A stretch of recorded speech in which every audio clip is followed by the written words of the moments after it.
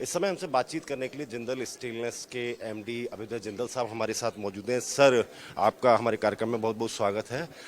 कल sir budget आ रहा है और बहुत सारी आशाएं हैं। As a industry expert, as a industry, आप खुद बहुत बड़ी इंडस्ट्री चलाते हैं, तो आपको क्या लगता है कि क्या एक्सपेक्टेशंस आप लोगों को बजट से इस बार दिखाई दे रही है? एक्सपेक्टेशन है कि ये प्रो बिजनेस बजट होना चाहिए, क्योंकि अपनी कंट्री स्लो डाउन जो दिख रहा है काफ़ी दो तीन क्वार्टर से, तो उसको बूस्ट करने के लिए आई थिंक एक प्रो बिजनेस बजट होना चाहिए। गवर्नमेंट को कैपिटल एक्सपेंडिचर बढ़ाना चाहिए।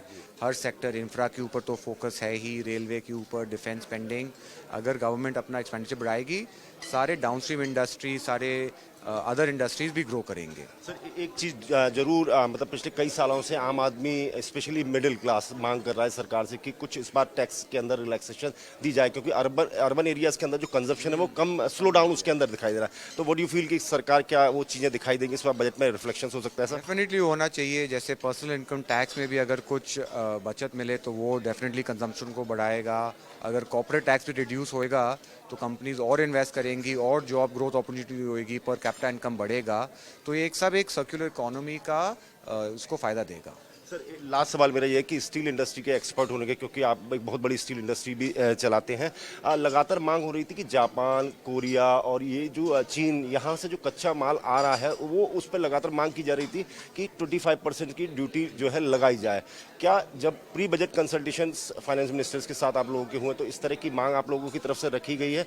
आपको लगता है कि इस तरह से बजट में इस बार ये सब चीज़ें दिखाई देंगी?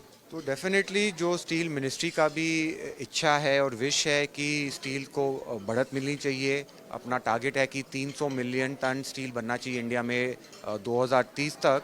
तो उसको अचीव करने के लिए इंडस्ट्री को की प्रॉफिट बढ़नी चाहिए, उसकी अर्निंग बढ़नी चाहिए।